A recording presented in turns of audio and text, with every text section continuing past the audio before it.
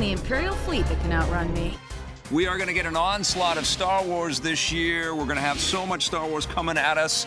It's just going to be like the receiving end of the title crawl as it's coming towards our eyeballs. Drowning in Star Wars. We've been watching Star Wars Rebels. It's an animated show picked up from the embers of the Clone Wars, which both you and I reviewed and loved. Dave Filoni is back at the helm of Star Wars Rebels. Thank God.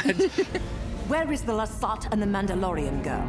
If you won't talk, then my troopers will become a firing squad. What did you think, Star Wars Rebels? I don't know. This show has a lot to live up to because I love Clone Wars. Yes. I loved Clone Wars. So when I was jumping into this one, I was excited because I love Clone Wars. But as I watched the first episode, I started to think, oh no, this isn't as good as Clone Wars. Yeah. Oh no, what am I going to do? I have to sit through more episodes of this. Victor Lucas, what did you do to me? Yeah. And then it starts to get better. It does start to get better. And it kind of happened that way with Clone Wars as well. And I don't think that what I've seen so far from Rebels lives up to Clone Wars exactly. Because I think there was just a creative freedom with Clone Wars that was unbelievably cool. And they also seem to have a larger budget. So the effects were more amazing and the battle sequences were larger. Yeah. But I sure like the tightness of the storytelling. I like the characters. As much as I dig all of the Star Warsiness of it, the thing that I dig the most about this show is that it reminds me of Firefly. It reminds me of the smallness of this crew stuck on one ship, going on one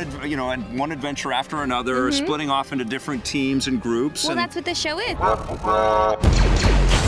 For children, this is for Disney XD, but adults can enjoy this too. I feel like even more so than the children because there's a lot of intrigue here. There's a lot of politics happening that you need to get involved in or need to wrap your head around. And there's this kid that is so interesting because he's got all of this wonder and excitement, but he's got the force. It's strong within him. And the angst, because he's got a pretty dire backstory. You're also going to see a lot of obvious connections to past Star Wars characters. Lots of little cameos will appear throughout this. And the thing that I always have a problem with other Star Wars stuff that isn't from the films, and this even happened in the movies, is that they echo the best parts of Star Wars over and over and over again.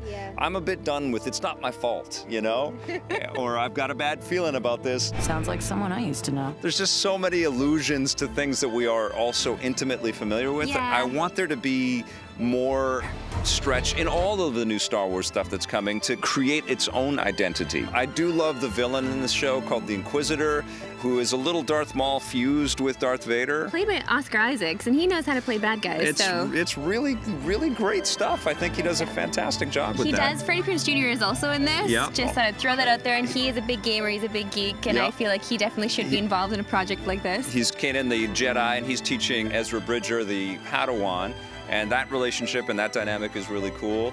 And then you've got Tara, who is this awesome pilot who understands all of the flight systems beautifully. All of these things, really. Sabine, the Mandalorian, kind of Boba Fett-like bounty hunter-esque. And when they nail it like this, you know, it underlines why we care about this property. I wouldn't say they nailed it, but they came pretty close. What are you scoring Star Wars Rebels? 8.5. Oh, okay, it's getting an 8 from me.